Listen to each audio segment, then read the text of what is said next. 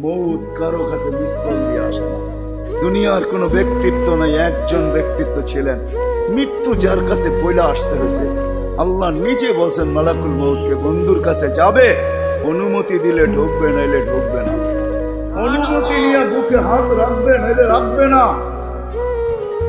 আমার বন্ধুর অনুমতি ছাড়া হাত রাখবে না বুকে। একজনই দুনিয়াতে ব্যক্তিত্ব ছিল যার কাছে অনুমতি নিয়ে আসছে, কারো কাছে আজ পর্যন্ত অনুমতি নিয়ে আসে আর আসবেও না।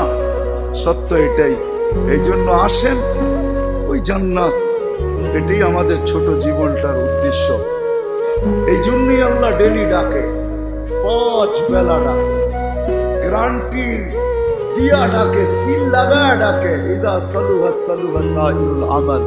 5 ওয়াক্ত নামাজ যদি উম্মত কমপ্লিট করে দেখাইতে পারে, তো আল্লাহ আমাদের নবীজির সাথে ওয়াদা করছেন, আমিও আপনার উম্মতের জীবনকে কমপ্লিট করে লিখে